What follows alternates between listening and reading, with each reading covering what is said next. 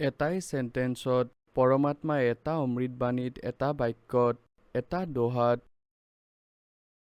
শ্ৰীমদ ভাগৱত গীতা অধ্যায় নম্বৰ 15ৰ সমস্ত সাৰাংশ ক'লে সকলো তাত কনচেন্ট্ৰেট কৰি ভৰাই দিলে। এনেকৈ ভাবক, বুদ্ধিমান ব্যক্তিৰ বাবে সংকেতেই যথেষ্ট। যেনেকৈ रावण मांगन गया चून अर्थात लंक वही बिरून। এই এটা চতুষ্পদীত সূক্ষ্ম বেদত পৰমাত্মাই সকলো ৰামায়ণ ভৰাই থৈছে। रावण मांगन गया चून अर्थात लंक वही बिरून। বিৰুণ মানে নাশ হ'ল। ৰাৱণে আটা বিচাৰি গৈছিল, যি কাৰণে তাৰ লংকাৰ সৰ্বনাশ হ'ল। যিয়ে সেই কথা কাহিনী শুনি থৈছে, ৰাম কাহিনী, এতিয়া তাৰ মাইণ্ডত এক ছেকেণ্ডতে গোটেই ষ্টৰী ঘূৰিব। ৰাৱণে ক'ৰ পৰা আটা বিচাৰিছিল, কাক খুজিছিল, কোন আছিল সেই সীতা, শ্ৰীৰামচন্দ্ৰৰ ধৰ্মপত্নী। ৰামচন্দ্ৰ কোন আছিল? ৰজা দশৰথৰ পুত্ৰ। ৰাৱণে ছল কৰি সীতাক উঠাই লৈ গৈছিল আৰু ৰাৱণৰ কুলৰ নাশ হৈ গৈছিল। ৰামায়ণৰ সকলো যি ৰামায়ণৰ কথা, সেয়া চিত্ৰাৰ্থ হ'ল আমাৰ মগজুত। এই প্ৰকাৰেই শ্ৰীমদ ভাগৱত গীতাৰ অধ্যায় নম্বৰ 15ৰ শ্লোক নম্বৰ 1ত স্পষ্ট কৈ আছে, 1 আৰু 2ত, যে ওলোটাকৈ ওলমি থকা সংসাৰৰূপী বৃক্ষ আছে। পৰমাত্মাই এয়া চিম্পল লেংগুৱেজত কৈছে। সেই সূক্ষ্ম বেদত কৈছে। এটা চেণ্টেন্সতে সৃষ্টি ৰচনা ক'লে, ডেফিনেশ্যন অফ গড কৈ দিলে। अक्षर पुरुष एक पेड़ है 3 মানে গছ, और सरपुरुष वह की डार। तीनों देवा रजगुण ब्रह्मा सतगुण विष्णु तमगुण शिव जी, ये तीनों देवा शाखा हैं और पात रूप संसार। পৰমক্ষৰ পুৰুষ কোন? এই দাসক ক'বলৈ পঠিয়াইছে। তেওঁ সেইজনে যিয়ে জ্ঞান দিছে নিজে ৰচনা কৰা সৃষ্টিৰ।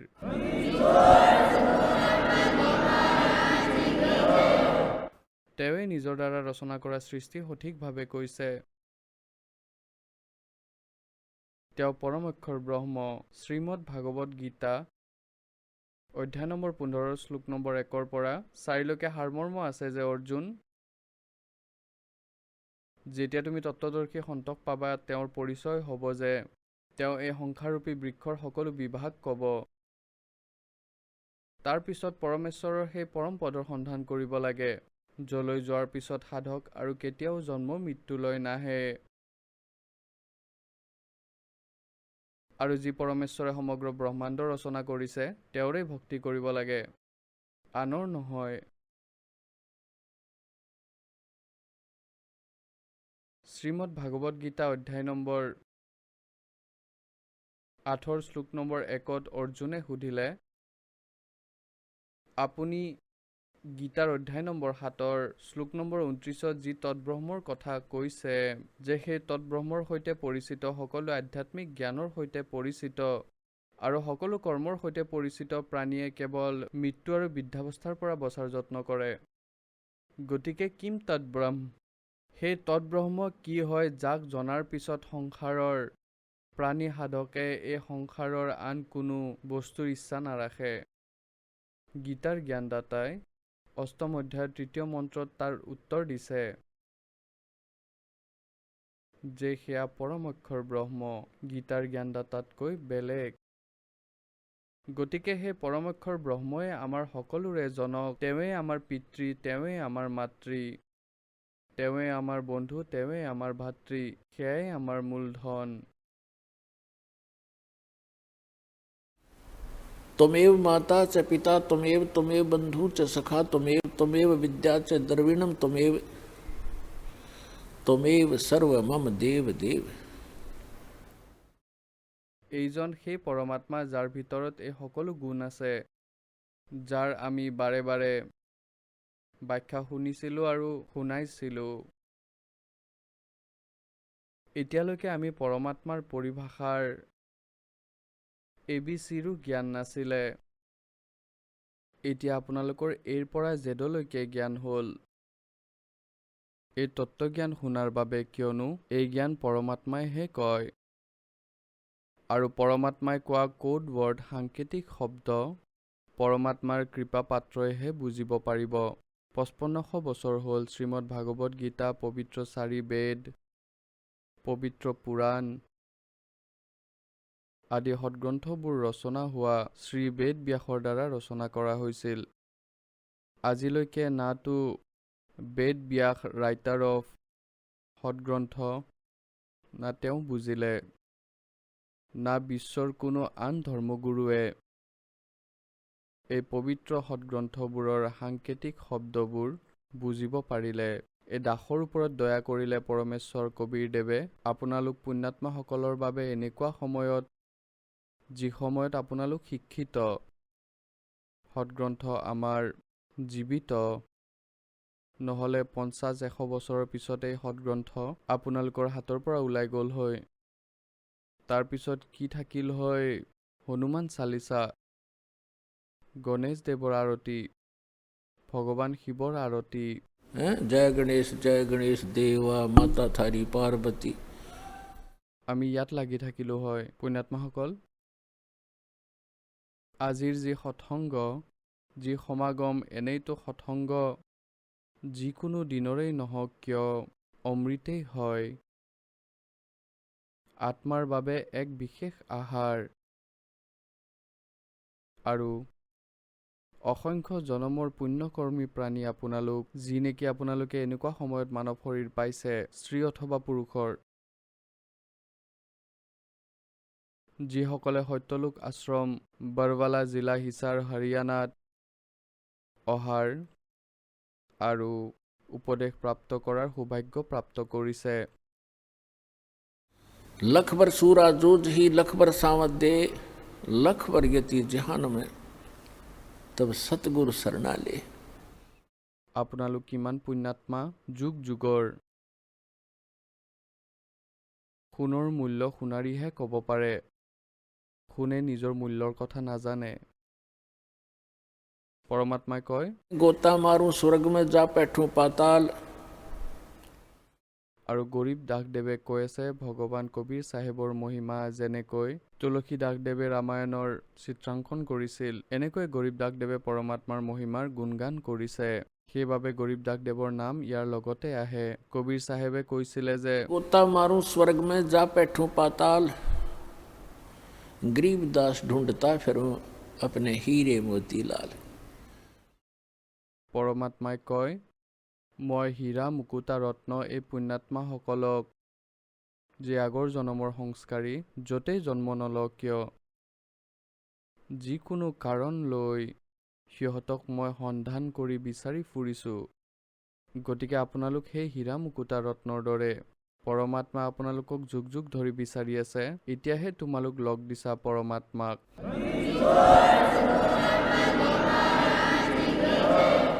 নহ'লে আপুনি সেই কাল কচাইৰ বান্ধত আছিল।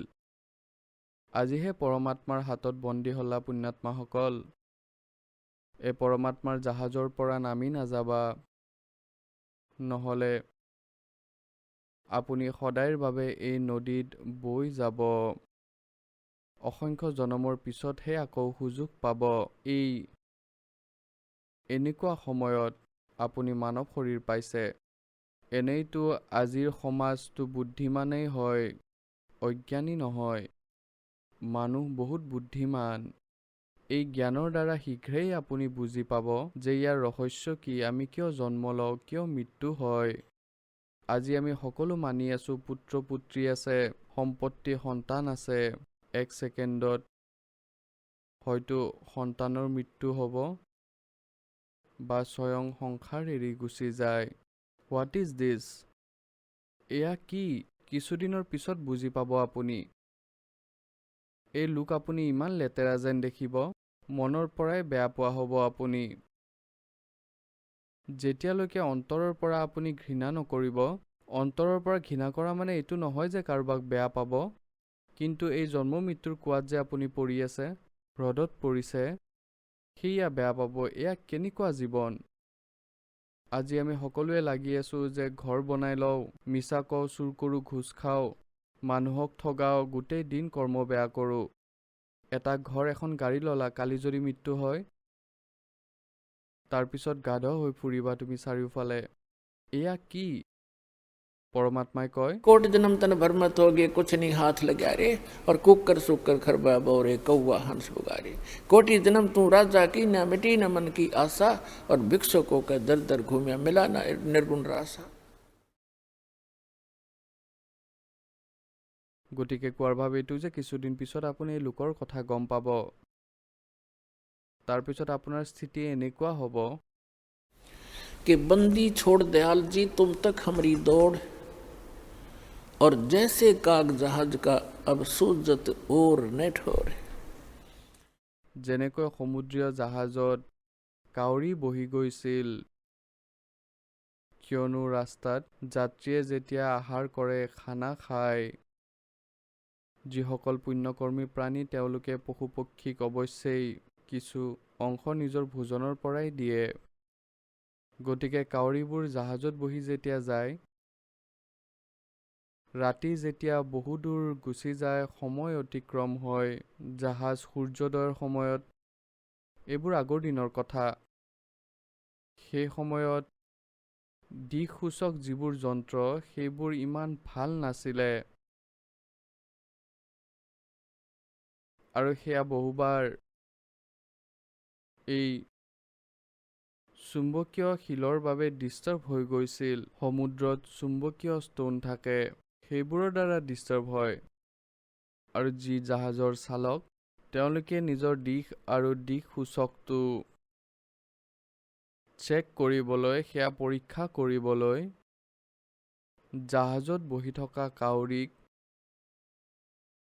পাথৰ মাৰি মাৰি উৰাৰ বাবে বিবশ কৰি দিছিল। আৰু কাউৰীক এটা বিশেষত্ব দিছে পৰমাত্মাই, যে সিহঁতে ৰাতিও নাপাহৰে সিহঁতে কোনটো দিশেৰে আহিছিলে, পূবেৰে আহিছিল নে পশ্চিমেৰে আহিছিল, নে দক্ষিণৰ পৰা আহিছিল নে উত্তৰৰ পৰা। গতিকে তৎক্ষণাত সি সেই দিশেৰেই উৰি যায়, চিধা ষ্ট্ৰেইট। এনেকৈয়ে চালকে নিজৰ দিশ পৰীক্ষা কৰে যে আমি সঠিক দিশেৰে গৈ আছোঁ নে নাই, আমাৰ ইনষ্ট্ৰুমেণ্টে ঠিকে কাম কৰি আছে নে নাই। কিছুদিনৰ পিছত সেই কাউৰীয়ে কি দেখে, তাৰ পৰাতো উৰি গ'ল। আগলৈ চাই বহিব পৰা কোনো ঠায়ে তাৰ দৃষ্টিত নপৰিলে। 1500 ফুট উৰি যায়, আকৌ ঘূৰি আহে সেই জাহাজখনৰ ফালে, কাৰণ সেই জাহাজৰ বাহিৰে নিজৰ জীৱন ৰক্ষা কৰিবলৈ আন একোৱেই পোৱা নাই। যিফালে চাই সিফালে ডুব যোৱাৰ স্থান, মৃত্যু হোৱাৰ ভয় আছে, জাহাজে একমাত্ৰ সুৰক্ষিত স্থান সি পালে। গতিকে পুণ্যাত্মাসকল, পৰমাত্মাই এটা সংকেত দিছে যে এদিন আপোনাক কবিৰ ভগৱানে আৰু এই সত্যলোক আশ্ৰম স্থান আৰু এই দাসৰ দ্বাৰা দিয়া অমৃত নাম আৰু জ্ঞান আপোনাৰ এনেকুৱা যেন লাগিব, যেনেকুৱা পৰমাত্মাই কয়, তাৰপিছত আপুনি এনেকৈ ক'ব ধৰিব, बंदी छोड़ दयाल जी तुम तक हमारी दौड़ और जैसे काग जहाज का अब सूजत और न ठोर। এই পৰমাত্মা কবীৰদেৱৰ বাহিৰে, এই সঁচা নামৰ বাহিৰে, এই সঁচা জ্ঞানৰ বাহিৰে আপোনাৰ বাবে সমগ্ৰ সংসাৰ এনেকুৱা যেন লাগিব যেনেকৈ জাহাজৰ বাহিৰে চাৰিওফালে পানী আছে, য'ত বহিলেই তুমি ডুব যাবা। পৰমাত্মাৰ ভাৱাৰ্থ এইটো যে যদি আপুনি কবিৰ ভগৱান আৰু সত্য নামক এৰি যদি আপুনি অন্য সন্তৰ ওচৰলৈ যায়, তেতিয়া ডুবিব। ভগৱানৰ ভক্তি এৰি সাংসাৰিক এই কামত লাগিলেও ডুবিব। গতিকে ইয়াৰ পৰা পাৰ হ'বলৈ এই ৰাম নামৰ জাহাজ আপুনি এৰিব নালাগিব। ইয়াৰ বাহিৰে সংসাৰৰ যিবোৰ ক্ৰিয়া আছে, সেইবোৰে আপোনাক ডুবাবৰ বাবেহে আছে, ৰক্ষা কৰিবলৈ নহয়। ইমানখিনিয়ে কথা। কিছুদিনৰ পিছত হৃদয়ত স্থান ল'ব, তেতিয়াহে ভগত হ'ব। গতিকে পৰমাত্মাই আহি কৈছে যে मानुष जन्म पाके जय नहीं रटे हरि नाम जैसे कुआ जल बिना फिर बनवाया क्या काम। পৰমাত্মাই আহি জ্ঞান দিছে যে মনুষ্য জীৱন প্ৰাপ্ত কৰি যিয়ে পৰমাত্মাৰ সাধনা ভক্তি নকৰে তাৰ মানৱ শৰীৰ এনেকুৱা যেনেকৈ ৱাটাৰলেছ ৱেল উইদাউট ৱাটাৰ মানে কূপ জলৰহিত। যিমানে ধুনীয়া কোৱা নহওক কূপ হওক যিমানেই তাত চিত্ৰকাৰিতা কৰি নাৰাখক যদি তাত পানী নাথাকে নাম কোৱাই নহওক কিয় কিন্তু কোৱাৰ গুণ নাই। ঠিক এই প্ৰকাৰেই যি প্ৰাণীয়ে সাধনা ভক্তি নকৰে মনুষ্য জীৱন পায় তাৰ নাম অৱশ্যে মনুষ্য হ'ব কিন্তু গুণ মানুহৰ নহয়। আন এটা কথা এইটো যে যিয়ে সাধনা কৰে এজন পূৰ্ণ পৰমাত্মাৰ ভক্তি ইষ্ট ৰূপত নকৰি কোনো আন দেৱতাক ইষ্ট মানি আন উপাসনা কৰে সি সাধনা কৰি কৰিও ফেইল তেওঁৰ সাধনাও ব্যৰ্থ। গতিকে পুণ্যাত্মাসকল আজিৰ যি শুভ দিন এই দিনত এই দাসৰ জীৱন কল্যাণ হৈছিল আজিয়েই সেই শুভ দিন।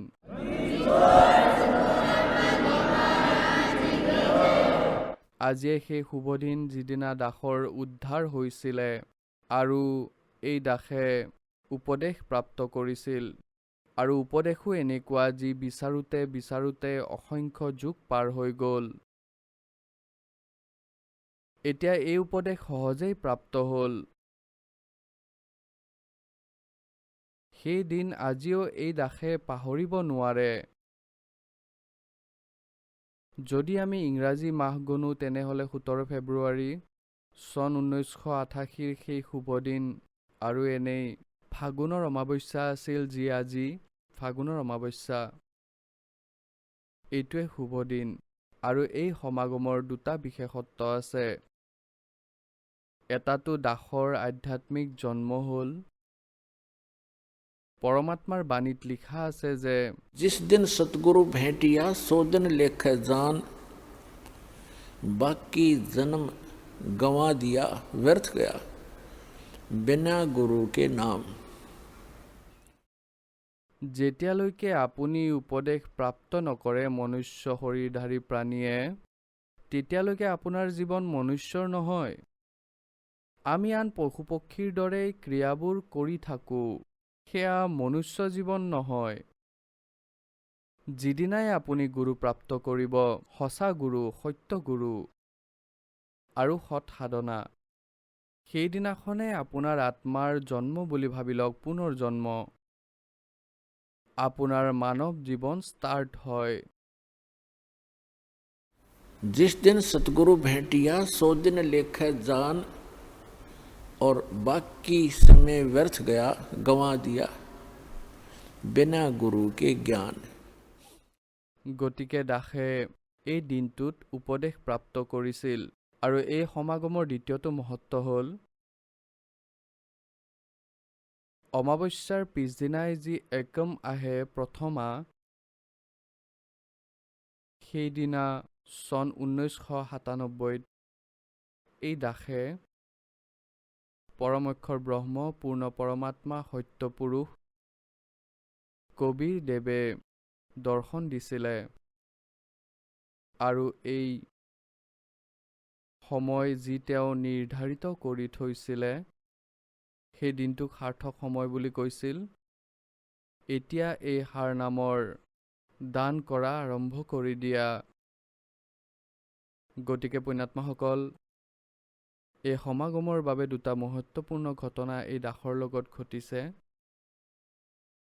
অমাৱস্যাটো নামদান হ'ল এই দাসৰ আৰু প্ৰথমা মানে 1997 প্ৰথমাৰ দিনা পৰমাত্মাৰ দৰ্শন হ'ল তথা সত্যনাম আৰু সাৰনাম দিয়া কোনো বালকৰ কথা নহয়। এই সত্যনাম আৰু সাৰনাম গুপ্ত কৰি ৰাখিব লাগিছিল আৰু ইমানেই ইম্পৰ্টেণ্ট মন্ত্ৰ এয়া এতিয়ালৈকে ডিছক্ল'জ কৰিব নালাগিছিল। দাসৰো বুকু ধপধপাই আছিলে যে মই যদি ভুল সময়ত ইয়াক সাৰ্বজনীন নকৰোঁ। চন 1994 দাসে নাম দান কৰাৰ আদেশ পাইছিল পূজনীয় গুৰুৰ পৰা। গতিকে 1997লৈকে দাসে এজন দুজনকহে এই সাৰনাম দিছিলে, অন্যথা দিয়া নাছিল। মই থমকি যোৱা দেখি পৰমাত্মাই আকৌ আহিবলগীয়া হ'ল, কিয়নো আপোনাৰ বাবেই ভ্ৰমি আছে তেওঁ। আমিতো জীৱৰ চিন্তাধাৰাটো জীৱৰ স্তৰৰ হয়। গতিকে পুণ্যাত্মাসকল, আজিলৈকে পৰমাত্মাই সাৰনাম আৰু সত্যনাম কাকোৱে গম পাব দিয়া নাছিল, কোনো ব্যক্তিকে। কাৰো মনলৈ ইয়াৰ ভাৱেই আহিব দিয়া নাছিল। আদৰণীয় নানক চাহেবদেৱে সত্যনাম প্ৰাপ্ত কৰিছিল, কিন্তু তেওঁক সকীয়াই দিয়া হৈছিল যে এতিয়াই ডিছক্ল'জ নকৰিবা, নহ'লে মোৰ মিছন বেয়া হৈ যাব, পৰমাত্মা কবীৰদেৱে কৈছিল। এনেকৈ আদৰণীয় ধৰ্মদাসদেৱক পৰমাত্মাই পাইছিল, সত্যলোক সচখণ্ডলৈ নিছিল আৰু তাৰপিছত সাৰনাম সত্যনাম দিছিল আৰু প্ৰথম মন্ত্ৰও দিছিল। তেওঁকো প্ৰতিজ্ঞা দিছিল যে धर्मदास मेरी लाख दुहाई ये मूल ज्ञान की तबार ना जाए। তাৰপিছত কৈছিল, धर्मदास मेरी लाख दुहाई ये सार शब्द कहीं बार ना जाए। ये मूल ज्ञान और सार शब्द बार जो पढ़ी ये बिचली पीढ़ी हंस नहीं तरही। আপোনালোক সেই মধ্য প্ৰজন্মত জন্ম লৈছে, যাৰ বাবে পৰমাত্মাই এই ভক্তি চম্ভালি ৰাখিছিল আৰু আপোনালোকৰ বাবে তুমটো খুলি দিলে, গুপ্তধন খুলি দিলে পৰমাত্মাই। গতিকে আদৰণীয় গৰীবদাস চাহেবদেৱক পৰমাত্মাই পালে, তেওঁক কমপ্লিট স্পিৰিচুৱেল নলেজ তেওঁৰ অন্তঃকৰণত ফিট কৰি দিলে, তাৰপিছত তেওঁ সেয়া লিখালে। কিন্তু গৰীবদাস চাহেবদেৱে কাকোৱে এই মন্ত্ৰ দিয়া নাই সত্যনাম আৰু সাৰনামৰ। কেৱল এটা শব্দ দিছিল আৰু সেয়া এনেকৈ প্ৰতিজ্ঞা কৰাইছিল যে আগলৈ কাকো নকবা, নিজেই জপ কৰা। কেৱল এজন সন্ত ভকতক ক'বলগীয়া আছে যি আপোনালোকৰ উত্তৰাধিকাৰী। গতিকে সেই পৰম্পৰা আগবাঢ়ি বাঢ়ি মোৰ পূজনীয় গুৰুদেৱলৈ আহিল। তাৰপিছত এই দাসে প্ৰাপ্ত কৰিলে, যি পৰমাত্মাই আজি এই বীজ সিঁচি দিলে আৰু সমগ্ৰ বিশ্বক এই নাম দিয়াৰ আদেশ দিলে।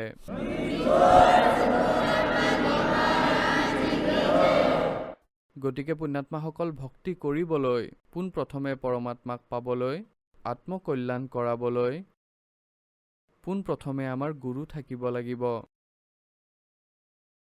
পৰমাত্মাই কয়, गुरु बिन माला फेरते गुरु बिन देते दान, गुरु बिन दोनों निष्फल हैं चाहे पूछो वेद पुराण। পূৰ্ণ সন্তৰ অবিহনে, সৎগুৰুৰ অবিহনে যদি আপোনালোকে নাম জপো কৰে, যদি কোনো দান ধৰ্মও কৰে, তেন্তে সেয়া ব্যৰ্থ।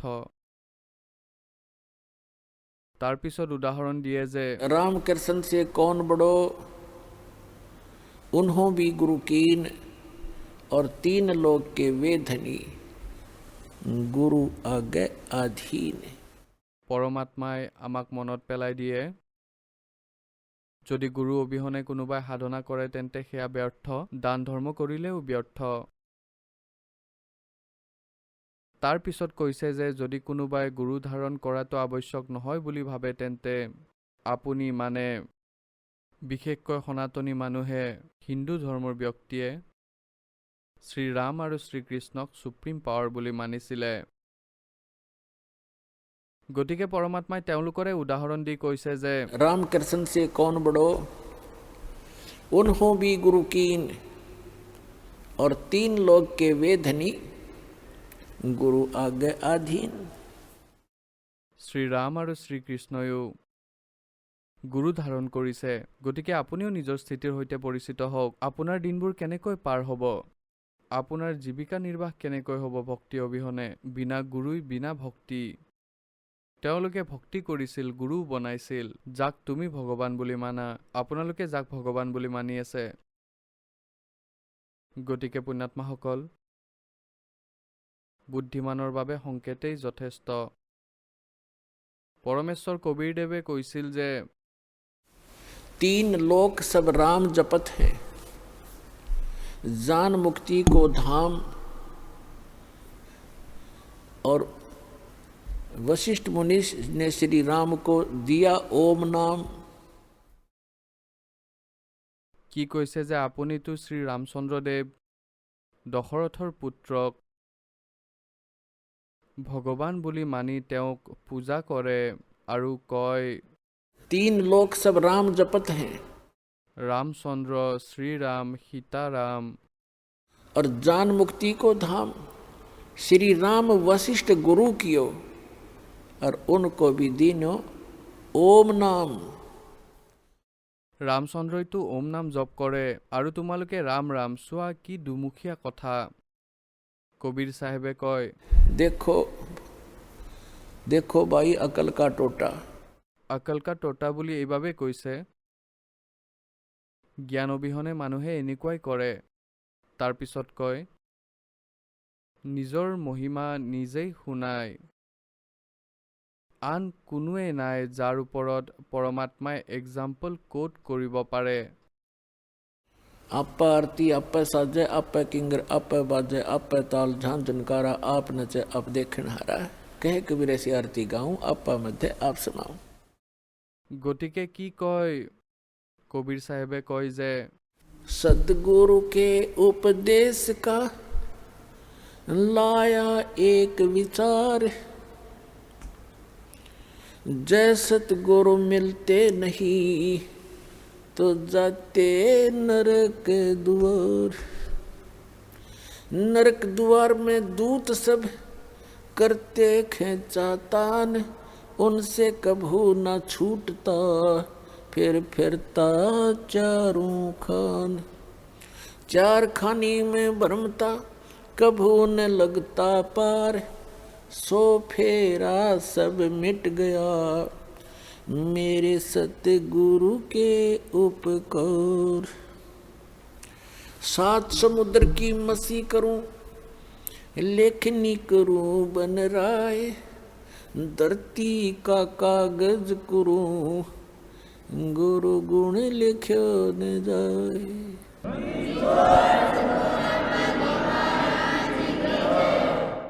পুণ্যাত্মাসকল, আপোনালোক বালক, একেবাৰে বালক, সেই বালক যিয়ে এইটোও নাজানে যে মই যি গাতত পৰিবলৈ গৈ আছো এয়া মোৰ মৃত্যুৰ কাৰণ হ'ব পাৰে। আপুনি এইটোও নাজানে যে যি সাপ মই ধৰিবলৈ গৈ আছো সেইটোৱে আপোনাক খুটিব পাৰে আৰু আপোনাৰ জীৱন বিপদত পৰিব পাৰে। আপোনালোক ইমানেই অবুজ, আপোনালোকে এইটোও নাজানে যে বিজুলীৰ তাঁৰ ছিঙি মাটিত পৰিছে আৰু সেয়া স্পাৰ্ক কৰি আছে, লুজ হৈ আছে। তাক ফটকা বুলি ভাবি সেয়া বালক অবুধ বালকে ধৰাৰ চেষ্টা কৰে আৰু মৃত্যুক প্ৰাপ্ত কৰে। গতিকে পুণ্যাত্মাসকল, যেতিয়া আপোনালোকৰ এই লেতেৰা লোকৰ জ্ঞান হ'ব য'ত আপুনি আছে, আপুনি যি মায়াৰূপী সাপক ধৰিবলৈ এই সকলো জীৱন বৰবাদ কৰি দিছে, এই মায়াৰূপী সাপে আপোনাক খাই পেলাব। কিন্তু পৰমাত্মাৰ শৰণলৈ অহাৰ পিছত আপুনি এই সাপটো পাব, কিন্তু দাঁত উলিয়াই দিয়া হ'ব। এই পৰমাত্মাই আপোনাক সৎ ধন দিব যাতে পিছত নুখুটিয়াই 2 নম্বৰী কৰি উপাৰ্জন কৰা ধন আপোনাৰ বাবে সাপ হৈ যায়। আৰু সৎ কামেৰে উপাৰ্জন কৰা দান ধৰ্মৰ দ্বাৰা প্ৰতিফলৰ দ্বাৰা উপাৰ্জন কৰা ধন সেই মায়াৰ পিছত দাঁত উলিয়াই দিয়া হয়, তেতিয়া নুখুটে, আপোনাক এনেকুৱা ধৰণে ধনী বনোৱা হ'ব, তাৰপিছত এই মায়াৰ সৈতে পৰিচিত কৰোৱা হ'ব। सर्व सोने की लंका थी वह रावण से रणधीरम एक पलक में राज बिराजी जम के पड़े जंजीरम। এই মায়াই কি কৰিব? আমি ধনটো উপাৰ্জন কৰি ল'ম, আমিতো গুচি যাম, কিন্তু আমাৰ পিছত অকৰ্মণ্য সন্তান জন্ম পালে এতিয়া পাপটো আমাৰ কৰ্মৰ বাবে হ'ব, কিন্তু ভুগিব সিহঁতেই। সন্তানৰ ভাগ্যও লগতে লিখাই আনে, সিও সিমানেই পাব। যদি এই পৰমাত্মাৰ লগত জড়িত কৰি দিয়া হয় তেতিয়া যি তাৰ আৱশ্যক সকলো পাব। আমি এই উদ্দেশ্যলৈ কৰ্ম বেয়া কৰিব নালাগে যে আমি নিজৰ ল'ৰা ছোৱালীক ধনী বনাম, মই লাগিলে নৰকলৈ যাওঁ। ইয়াকে কয় আপুনি স্পাৰ্ক কৰি থকা তাৰক ধৰিবলৈ গৈ আছে বা ধৰিছে। এতিয়া কি কৈছে যে আপুনি ইমানেই বালক, পৰমাত্মাই এই ৩-৪টা অমৃতবাণীত কি কৈছে যে যি পৰমাত্মা স্বৰূপ সন্তৰ, পৰমাত্মাৰ কৃপাপাত্ৰ সদ্গুৰুৰ পৰা উপদেশ পায়, তাৰপিছত আপোনাৰ এইবোৰ কথা মনলৈ আহিব যে হে পৰমাত্মা, আমাৰ জীৱনলৈ কিমান দুখ আহিলে হয় যদিহে এই নাম নললো হয়। পৰমাত্মাই কয় যে सतगुरु के उपदेश का लाया एक विचार, और जय सतगुरु मिलते नहीं जाते नरक द्वार। होय होय। পুণ্যাত্মাসকল আমাক মিছগাইড কৰি থৈছে ইয়াত। ভক্তিহীন তত্ত্বজ্ঞানহীন সন্তসকলে, সন্তৰ ৰূপত এই অজ্ঞানীসকলে, কোনোবাই কয় কতো স্বৰ্গ নাই, কতো নৰক নাই, কোনোবাই কয় সত্যলোকত পোহৰেই পোহৰ আছে, পোহৰেই পোহৰ আছে, তাত আত্মা এনেকৈ বিলীন হয় যেনেকৈ সমুদ্ৰত এটোপাল পানী। এওঁলোকক কয় नीम हकीम खतराए जान, little knowledge is the dangerous thing. এতিয়া পৰমাত্মাই কি কৈছে যে ইয়াত কোৱা যিবোৰ শব্দ, স্বৰ্গও এটা শব্দ, নৰকো এটা শব্দ, সাংসাৰিক দুখ সুখ বেলেগ। অজ্ঞানীসকলে কয় ইয়াতেই স্বৰ্গ, ইয়াতেই নৰক, যিসকল সুখী স্বৰ্গ ভুগি আছে, যিসকল দুখী নৰক ভুগি আছে। নহয়, এয়াতো বালকৰ মনে সজা কৌতুক, মনে সজা কাহিনী। সৎগ্ৰন্থক আধাৰ বুলি মানি আমি পুনৰ ভক্তি মাৰ্ক ছেট কৰিব লাগিব, নিজৰ ভক্তি সাধনাক প্ৰফুল্লিত কৰিব লাগিব। গতিকে কি কয় যে सतगुरु के उपदेश का लाया एक विचार, यदि सतगुरु मिलते नहीं जाते नरक द्वार। नरक द्वार में दूत सब करते खेचा ताण, उनसे कबू ना छूटता फिर फिरता चारों खान।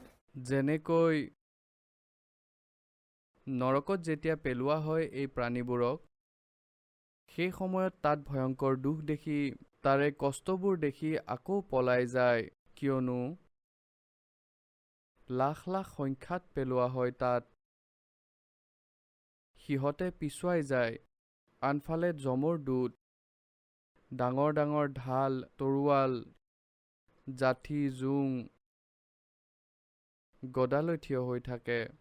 যিয়ে পলাব খোজে সিহঁতৰ মূৰত মাৰে। সূক্ষ্ম শৰীৰত মানুহ নমৰে, কিন্তু কষ্ট দুগুণ হয়। সিহঁতক এনেকৈ ভৰাই যেনেকৈ পশুবোৰক গঁড়ালত সুমুৱাই লাঠিৰে কোবাই কোবাই তাত বন্দী কৰি থয়। এই বিষয়ে পৰমাত্মাই কৈছে नरक द्वार में दूत सब वहाँ करते खेचा ताण, उनसे कदे नहीं छूटता और फिर फिरता चारों खान। তাৰ পিছত নৰকৰ শাস্তি ভোগ কৰি আহি যেতিয়া বাহিৰলৈ আহে ৮৪ লাখ এই প্ৰাণীবোৰৰ শৰীৰত কুকুৰ, গাধ, মেকুৰী, লেতেৰা নলাৰ পোক, পশু পক্ষী, জলচৰ, এইবোৰ কষ্ট ভোগ কৰিব লাগে। আৰু এই পৰমাত্মাৰ নাম ল'লে, সত্যপুৰুষৰ নাম ল'লে, এই সকলো দুখ বাইপাছ ওলাই যাব আপোনাৰ। এতিয়া বিচাৰ কৰি চাব পুণ্যাত্মাসকল, এতিয়ালৈকেতো আধ্যাত্মিক জ্ঞানৰ কথা গম পোৱা নাই। আপোনালোকে লোকবেদ শুনিছে, দন্ত কথা শুনিছে। যেতিয়া মানৱ শৰীৰত অলপ সুখ পায় তেতিয়া ভগৱানৰ আৱশ্যকতা নাই বুলি ভাবে। যেতিয়া বিপদ আহে ভগৱানক বিচৰা আৰম্ভ কৰে। নকলি সন্তবোৰৰ অভাৱ নাই, ইহঁতক ধ্বংস কৰি দিয়ে, কৰাই দিয়ে কালে। ঘূৰি ফুৰি অৱশেষত নাস্তিক হয় অথবা মৃত্যুপ্ৰাপ্ত কৰে। দুটা অপশ্যনেৰেই। এতিয়া আপোনালোকে পৰমাত্মাক পাইছে, নিজৰ পিতৃক পাইছে। পিতৃ মাতৃয়ে নিজৰ ল'ৰা ছোৱালীক কষ্টত থকাটো নিবিচাৰে, যিমানেই বেয়া নহওক কিয়। গতিকে এতিয়া আপুনি সেই পৰমাত্মা পাইছে, পিতাক পাইছে। আপোনালোকে ইয়াৰ মৰ্যাদাত থাকিব আৰু এই জাহাজৰ পৰা নামি নাযাব। তাৰ পিছত চাব আপোনাক কেনেকৈ সুখ দিব। কি কয় कि मानत नामन मोरा साधो मानत नामन मोरा रे, बार बार मैं ये समझाऊं जग में जीवन थोड़ा रे। তাৰ পিছত কি কয়? कहते हैं शरण पड़े को गुरु संभाले, शरण पड़े को गुरु संभाले, जान के बालक भोला रे। कहे कबीर तुम चरण चित राखो, जो सुई में डोरा रे। এতিয়া চাওক, পৰমাত্মাই কয় আপোনাক ভগৱান। এই দাসকটো নিমিত্তহে বনাইছে, বাকী সকলোবোৰ কামটো কবিৰ ভগৱানে কৰি আছে, আপোনালোকৰ পিতৃ। কেনেকৈ কৰিব তেওঁ? তাৰ বাবে তেওঁ কৈছে যেনেকৈ এই দাস সেই পৰমাত্মাৰ চলাফুৰা কৰা এটা পাৱাৰ হাউচ, কিন্তু মেইন পাৱাৰ হাউচটো সেই মালিক নিজেই। তেওঁ থাৰ্মেল প্লাণ্ট, য'ত বিজুলী উৎপন্ন হয় আৰু আমি পাওঁ। ইয়াৰ পৰা আগলৈ কানেকশ্যন পালে, যেনেকৈ আপুনি মোবাইল কানেকশ্যন ল'লে, কোনো তার নাই, কোনো কানেকশ্যন লাগি থকা নেদেখে, কিন্তু কাম চলি আছে, আৰু যিদিনা আপুনি তাৰ বিল নভৰিব, তেতিয়া কানেকশ্যন তাৰ পৰা অট'মেটিক কাট খাই যাব, আপুনি কোৱাৰ প্ৰয়োজন নাই। গতিকে এই প্ৰকাৰে এই দাস চলাফুৰা কৰা পৰমাত্মাৰ পাৱাৰৰ এটা সৰু সেইটো মানক যেন পাৱাৰ হাউচ, আৰু ইয়াৰ পৰা যিয়ে কানেকশ্যন ল'ব তেওঁলোকৰ ঘৰত পাৱাৰ আহিব, সেই পৰম পিতাৰ 3 ফেচৰ। আৰু ইয়াৰ যি মৰ্যাদাত থকা আৰু ইয়াৰ টেক্স ভৰি থাকিব, মানে শ্ৰম কৰি থাকিব, দান ধৰ্ম কৰি থাকিব, ৰাম নামৰ উপাৰ্জন, ৰাম নামৰ হাজিৰা কৰি থাকিব। গতিকে কানেকশ্যন ঠিকে থাকিলে আপোনাৰ ঘৰত পাৱাৰে কাম কৰি থাকিব। আৰু যি পাৱাৰেৰে কাম হয় সেয়া মেনুৱেলি নহয়, যেনেকৈ পশুসকলৰ ঘাঁহ কটা হয় এনেকৈ হাতেৰে। মেচিন আছে, এতিয়াও আছে গাঁৱত দুখীয়া মানুহৰ। এতিয়া হাতেৰে কৰা কাম মেনুৱেলি যিমান পাৰে হয়, যদি তাতে মটৰ আৰু পাৱাৰৰ কানেকশ্যন পায় তেতিয়াহ'লে খৰকৈ কাটিব, 1 ঘণ্টাতে দম বনাই দিব। হাতেৰে যে আটা পিহা হয় মেনুৱেলি, 2 ঘণ্টাত 2 কিলোহে পিহা হয়। যদি মেচিন লগাই কৰে, 2 ঘণ্টাত 10 কুইণ্টেল পাব। হাতো লগাব নালাগে, কোনো কষ্ট নাই, পৰিশ্ৰম নাই। গতিকে পৰমাত্মাৰ পাৱাৰেৰে আপোনাৰ যি সাংসাৰিক কাৰ্য হ'ব, এনেকৈ আচৰিতভাৱেই হ'ব। এতিয়ালৈ আপুনি পাৱাৰৰ কানেকশ্যন পোৱা নাছিল, নকলি পাৱাৰ হাউচৰ পৰা কানেকশ্যন লৈ থৈছিল। লতা গছেৰে তাঁৰ বনাই পাৱাৰ হাউচ বুলি কয়, যিমানবোৰ সন্ত মহন্ত আচাৰ্য শংকৰাচাৰ্য আছে। গতিকে সৌভাগ্য আপোনালোকে পাৱাৰৰ কানেকশ্যন পালে, তাৰপিছত পাৱাৰৰ কাম চাব আপুনি। ঠিক আছে, এয়া অদৃশ্য কাৰ্য হয়। ইয়াৰ ভৌতিক কাৰ্য আমি বেলেগকৈ দেখা পাওঁ, কিন্তু এয়াও আপুনি কিছুদিনৰ পিছত বেলেগকৈ দেখিব। আপুনি কল্পনাও কৰিব নোৱাৰিব এনেকুৱা সুখ দিব আপোনালোকক। কোনোবাই যদি ক'ব খোজে আপুনি ক'ব বাদ দিয়া, আপোনাৰ লাজ লাগিব, ক'ব মিছলীয়া বুলি ক'ব মোক, যে মিছা কৈ আছে। আপোনাৰ কলিজা ফাটিব ধৰিব যে কাক যে কওঁ।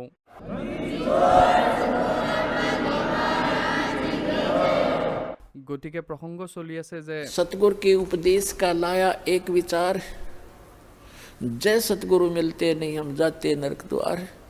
नरक द्वार में दूत सब ये करते खेचा तान, उनसे कदे ना छूटता फिरता चारों खान, 4 खानी में भरमता। 84 लाख জনী কুকুৰ গাধ মেকুৰীৰ জুনি ভোগে, और कभू न लगता पार, 100 फेरा सब मिट गया मेरे सतगुरु के उपकार। होय होय। মানে মোৰ সেই গুৰুদেৱে উপকাৰ কৰাৰ বাবে মোৰ সকলোবোৰ বেমেজালি শেষ হ'ব। পুণ্যাত্মাসকল চাওক, আপুনি ইয়াৰ পৰা যোৱাৰহে উদ্দেশ্য ৰাখিব। এনেকুৱা জ্ঞান কোৱা হ'ব আপোনাক, পুনৰ জন্মৰ প্ৰতি মনত ঘৃণ আহিব। যেতিয়ালৈকে আত্মাই ঘৃণা নকৰে এই পুনৰ জন্মক, তেতিয়া আপোনাৰ কেতিয়াবা নহয় কেতিয়াবা ভৰি পিছল খাবই।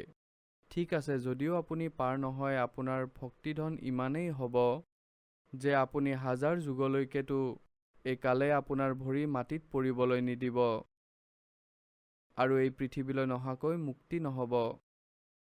ওপৰততো ইয়াৰ ভয়ংকৰ জাল এখন আছে, তাত পুণ্যৰ নাশ কৰে, আপোনাক দেৱতা বনায়, ইন্দ্ৰ বনায়, তাত ডাঙৰ ডাঙৰ হোটেল বনাই থৈছে, নাচ গান গোটেই দিনটো কাম নাই, আপোনাৰ পুঁজি নাশ হয়। তাত এনেকুৱা কালে যোগাৰ কৰি থৈছে।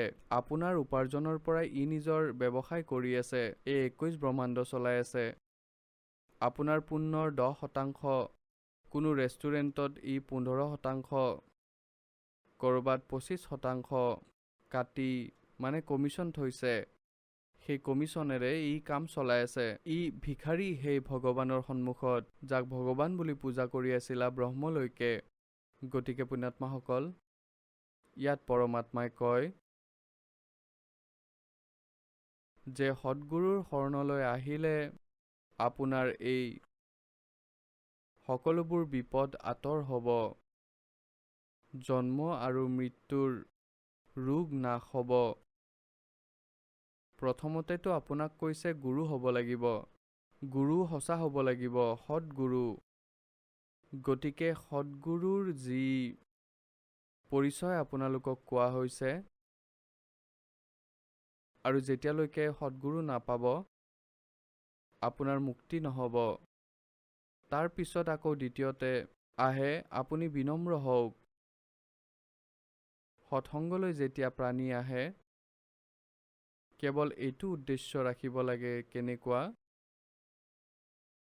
পৰমাত্মাই কয় संत मिलन को चालियो तज माया अभिमानी जो जो कदम आगे रखे वो हे यज्ञ समान।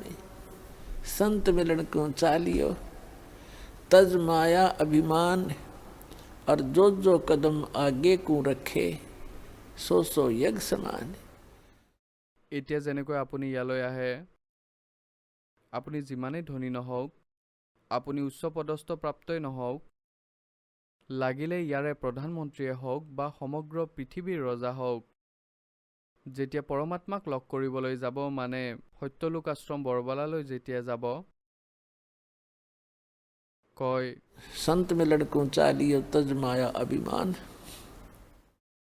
আৰু যি খোজ আগুৱাব পিছলৈ, মায়া অভিমান বাদ দি ৰহিত হৈ এটা আত্মৰূপত, এজন দাসৰ ৰূপত ইয়ালৈ প্ৰস্থান কৰিব। আপুনি এটা খোজ দিয়াৰ মূল্য কিমান, ভেলিউ কৈছে কিমান পুণ্য হ'ব আপোনাৰ। এটা অশ্বমেঘ যজ্ঞৰ তুল্য আপুনি এটা খোজৰ মূল্য পাব। লাগিলে গাড়ীতে আহক বা মটৰ চাইকেল বা কাৰতে আহক বা বাছেৰে আহক, এই সকলোবোৰ খোজ যেনেকৈ কিলোমিটাৰ, সন্তসকলে ইয়াক খোজত জুখিছে যে তাৰ পৰা ইয়ালৈকে আপোনাৰ যিমানবোৰ খোজ দিব, যিমান খোজ হ'ল সিমান যজ্ঞৰ পুণ্য পাব। যদি আপুনি এই ভাৱেৰে সৎসংগলৈ আহিব। যেনেকৈ ৰোগীয়ে গম পায় যে এয়া দীৰ্ঘ ৰোগ, আৰু ইয়াৰে লোকেল হস্পিটেলৰ ডক্তৰে মানা কৰি দিছে, আৰু আপুনি যাওক অল ইণ্ডিয়া ইনষ্টিটিউট দিল্লীলৈ। গতিকে তালৈ যেতিয়া মানুহে এইটো ডাইৰেকশ্যন পাই যায়, তাত লাগিলে প্ৰধানমন্ত্ৰীয়ে থাকক বা কোনো ফেক্টৰীৰ মালিকে থাকক, যিমানে উচ্চপদস্থ প্ৰাপ্ত ব্যক্তি নহওক, সেই সময়ত নিজৰ প্ৰাণৰ কথাহে ভাবে, নিজৰ পোষ্ট পদপি দেখা নাপায়। ডক্তৰে যদি কয় শুই দিয়া, সি তৎক্ষণাতে শুব। ডক্তৰে যদি কয় কাপোৰ খুলি দিয়া, তৎক্ষণাতে সি খুলি দিব। সেই সময়ত তাৰ অভিমান শেষ হৈ যায়, আৰু তেতিয়াই সি পৰিত্ৰাণ প্ৰাপ্ত কৰে। যেতিয়ালৈ ডক্তৰৰ আজ্ঞা পালন কৰি থাকিব, যিয়ে নকওক, য'তে শুবলৈ নিদিয়ক শুব লাগিব, য'তে বহিবলৈ কয় তাতেই বহিব লাগিব, যদি কয় মুখ খোলা, উশাহ জোৰকৈ লোৱা, সকলো কৰিব লাগিব, তেতিয়াহে নিজক ৰক্ষা কৰিব পাৰিব। ঠিক এই প্ৰকাৰে যেতিয়া আপুনি সত্যলোক আশ্ৰম বৰবালাৰ ফালে আহিব, संत मिलन को चालिए तज माया अभिमान और जो कदम आगे रखे ओ हे यज्ञ समान। গতিকে আপুনি ইমানখিনি পুণ্য পাব ইয়ালৈ আহিলে, কাৰণ পৃথিৱীত আন সন্তই নাই। संत मिलन को चालिए সন্তৰ ফালে গ'লেই ইমানখিনি লাভ পায়, গতিকে ইয়ালৈ আহিলে কিমান লাভ পাব গণিবই নোৱাৰিব। যেতিয়ালৈ অহংকাৰ থাকিব এই প্ৰাণী ৰক্ষা নপৰে। এজন নিত্যানন্দ নামৰ সন্ত আছিল। এনেইতো তেওঁ ব্ৰাহ্মণ জাতিত জন্ম লৈছিল। ২৫০ বছৰ আগৰ কথা। তেওঁৰ ঘৰত মতা নাম আছিল শ্ৰী নন্দলাল। নন্দলাল নাম আছিল তেওঁৰ। তেওঁ সৰু থাকোঁতেই তেওঁৰ পিতৃ মাতৃ ঢুকাইছিল। মৃত্যুক প্ৰাপ্ত কৰিছিল তেওঁৰ পোহপাল ককা আইতাৰ ঘৰত হৈছিল। তেওঁৰ ককা নন্দলালৰ ককাক নাৰ্নলৰ নবাবৰ তাত উচ্চ পদস্থ প্ৰাপ্ত কৰিছিল। যেতিয়া এই নন্দলাল ব্ৰাহ্মণ যুৱক হ'ল, কুলত আছিল, তেতিয়া তেওঁকো তাত এটা তেহচিলদাৰৰ পোষ্টত নিযুক্ত কৰাই দিলে। নন্দলাল তেহচিলদাৰ আছিল। তেওঁ এটা ঘোঁৰা পাইছিল, সাজি কাচি ওলাইছিল। সেই সময়ত তেহচিলদাৰৰ ভেলিউ জনতাৰ মাজত ইমান আছিল, সন্মান আছিল, মই ভাবোঁ আজিৰ দিনত মন্ত্ৰীৰো ইমান নাই। নন্দলালৰ বিয়া হ'ল, সন্তান প্ৰাপ্ত এতিয়ালৈ হোৱা নাছিল। এতিয়া কোৱা হয়, নাজানো কেতিয়া ভাগ্য উদয় হয় প্ৰাণীৰ। এদিন নন্দলালে নিজৰ মহলৰ, নিজৰ ঘৰৰ ছাদত গৰমৰ দিনত খোজকাঢ়ি আছিল। ৰাতিৰ সময়ত টোপনি অহা নাছিল। তেওঁ কি দেখিলে যে ক'ৰবাত অলপ দূৰত ৰাতিৰ সময়ত কাৰোবাৰ ঘৰত কোনোবা সন্ত আহিছে আৰু পৰমাত্মাৰ কথা শুনাই আছে, সৎসংগ কৰি আছে। এতিয়া পুণ্যাত্মাসকল, पिछले जब से होत हैं पूर्ण हंस मुराद। এয়া আগৰ সংস্কাৰ, যাৰ বাবে মানুহৰ আত্মা পৰমাত্মাৰ ফালে আকৰ্ষিত হয়। তেওঁ গোটেই ৰাতি সৎসংগ শুনিলে, টোপনি একেবাৰে ভাঙি গ'ল। অলপ পৰমাত্মাৰ দয়া হ'ল, তেওঁৰ নেচাৰেলি টোপনি নাহিল। সেই জ্ঞান শুনিলে, সৎসংগ শুনিলে যে মানুহে জীৱন কিয় পায়, সেয়া কেনেকৈ ব্যৰ্থ কৰি আছোঁ, লাগিলে প্ৰধানমন্ত্ৰীয়ে হওঁ, যদি ভক্তি নাই তেন্তে ব্যৰ্থ এই জীৱন। अगम निगम को खोज ले बुद्धि विवेक विचार, उदय अस्त का राज मिले तो बिन नाम बेगार। সৎসংগত এই জ্ঞান দিয়া হয় যে যেনেকৈ যদি কোনোবা ৰজা হৈছে তেন্তে তেওঁ নিজৰ পুণ্য কৰ্মৰ বাবে হৈছে, আৰু যিসকল ব্যক্তিয়ে ভক্তি নকৰে, তেওঁ পূৰ্বজন্মৰ সংগ্ৰহ কৰা যি পুণ্য তেওঁৰ ভাগ্যত ডিপজিট কৰি পঠিয়াইছে ভগৱানে, সেয়া নাশ কৰি আছে, সেয়া খৰচ কৰি আছে। সি এতিয়া ভৱিষ্যতৰ উপাৰ্জন কৰা নাই, ভৱিষ্যতৰ বাবে আগলৈ ডিপজিট কৰিব পৰা নাই, কেৱল খৰচেই কৰি আছে। পৰমাত্মাই কি কয়? अगम निगम को खोज ले बुद्धि विवेक विचार, उदय अस्त का राज मिले तो बिन नाम बेगार। আগৰ দিনৰ কথা, এতিয়া আগৰ কথাবোৰ মনলৈ আহিছে। এখন থ্ৰী হুইলাৰ আছিল, ডাঙৰ থ্ৰী হুইলাৰ, যি আগতে পেট্ৰলত চলিছিল। সেই থ্ৰী হুইলাৰখন আমাৰ গাঁৱৰ পৰা আৰু লক্ষণৱাগৰা বুলি এখন গাঁও আছে, তালৈ থ্ৰী হুইলাৰ চলিছিল দুখন। দুয়োটাৰ মাজৰ এজন অহা নাছিল এদিন। দ্বিতীয়জনে সুধিলে, কাইলৈ কিয় নাহিলা, কি কাৰণ আছিল? তেতিয়া সেই থ্ৰী হুইলাৰজনে ক'লে যে কালি মই বেকাৰ ফচি গৈছিলোঁ। বেকাৰ কি হয় যে আগতে পুলিচসকলৰ মটৰ গাড়ী নাছিলে। তেওঁলোকে যিকোনো গাড়ী থকা মানুহক বা কোনো টেম্পু চালকক, সেই থ্ৰী হুইলাৰ চালকজনক বা ফ'ৰ হুইলাৰ চালকজনক ৰাতিপুৱা বন্দী কৰিছিল, গধূলি থানাৰ সন্মুখত থিয় কৰাই দিছিল। ক'ৰবাত ৰেড মাৰিব লাগিলে, ক'ৰবালৈ যিকোনো ঠাইলৈ যদি তেওঁলোকে যাবলগীয়া হয়, যিকোনো ক্ষেত্ৰলৈ, এনেকৈ সেই পুলিচে ধৰিলে তেওঁক আৰু গোটেই দিনটো তাক তিষ্ঠিবলৈ নিদিলে। 20খনমান গাঁৱত ইফাল সিফাল কৰালে তেওঁক। তেলো নিজৰ পকেটৰ পইচাৰেই ভৰালে আৰু দিনটোত 200-300 কিলোমিটাৰ ইফাল সিফাল কৰি থাকিলে। আন মানুহে এনেকৈ ভাবিব যে স্পীডত চলি আছে, উপাৰ্জন কৰি আছে, কিন্তু তেওঁ নিজৰ পৰাই খৰচ কৰি আছিল। তেলো আনফালে উপাৰ্জনটো কৰিবই নোৱাৰিলে সেইদিনা একেবাৰে। গতিকে তাক বেকাৰ বুলি কয়। তেতিয়া 3 হুইলাৰ চালকজনে ক'লে যে এনেকৈ মই ফচি গ'লো বেকাৰতে, আৰু 200 টকাৰ তেল মই নিজৰ পকেটৰ পৰাই খৰচ কৰিলোঁ, 1 পইচাও নাপালোঁ। সেইদিনৰ 200 টকা আৰু আজিৰ 20,000 টকা ইমান খৰচ হ'ল তেওঁৰ। গতিকে পুণ্যাত্মাসকল, আজি যিকোনো উচ্চপদস্থ প্ৰাপ্ত প্ৰাণীয়ে হওক, কোনো ডক্তৰ বা ইঞ্জিনিয়াৰে হওক, চিফ ইঞ্জিনিয়াৰ হওক, IPS, IAS, জাজ হওক, মন্ত্ৰী, মুখ্যমন্ত্ৰী বা প্ৰধানমন্ত্ৰীয়েই হওক, MLA, MP হওক বা আন কিবা হওক, ভাল ব্যৱসায় কৰা ব্যক্তি হওক, ধনী, তেওঁলোকে কি কৰে? পৰমাত্মাই তেওঁলোকৰ বাবে কৈছে যে अगम निगम को खोज ले, ভৱিষ্যতৰ কথা কিছু ভাবা, और बुद्धि विवेक विचार उदय अस्त का राज मिले तो वे नाम बिगाड़े। যদি সমগ্ৰ পৃথিৱীৰ ৰজা হয়, বাকী সৰু সুৰাবোৰ বাদ দিওঁ, শাসকবোৰক কয় সমগ্ৰ পৃথিৱীৰে ৰজা হওক আৰু তাৰ ওচৰত এই সৎভক্তি নাথাকক, এতিয়া তাৰ বিলাসিতা দেখি মানুহে ভাবিব ইয়াৰ দৰে সুখী নাই, ই বহুত ভালকৈ আছে, সি আছেতো ভালকৈয়ে, কিন্তু নিজৰ জীৱনো ধ্বংস কৰি আছে। আগৰ জনমৰ পুণ্য নিজেই খৰচ কৰি আছে সেই ৰজাই, আৰু চক্ৰৱৰ্তী ৰজা হৈ, আৰু ভৱিষ্যতৰ উপাৰ্জন হোৱা নাই তাৰ, কিয়নো সি বেকাৰ কৰি আছে, বেকাৰ। গতিকে বেকাৰ মানুহবোৰৰ ইনকাম নাথাকে, কিন্তু বেগ ঠিকেই থাকে। এখন সৰু ষ্টেটৰ চিফ মিনিষ্টাৰৰ চিডিউল সুধি লওক দিনটোত কিমান হয়। 6খনটো মিটিং এটেণ্ড কৰিব, কোনো MLA বাদ দিব বিচাৰিব, তাৰ চিন্তাত টেনচনত ফোনত ফোন কৰি থাকিব,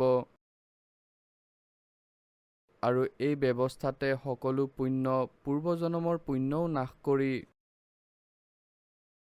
আৰু হাত জোকাৰি গুচি যায়। পৰমাত্মাই কয় कि क्या मांगू कुछ थिर ना रहाई, और देखत नैन चला जग जाई, 1 लख पूत 1.25 लाख नाती, उस रावण के दीवान बाती। আৰু কয় कहे कबीर अंत की बारी, जैसे हाथ झाड़ के चला जुआरी।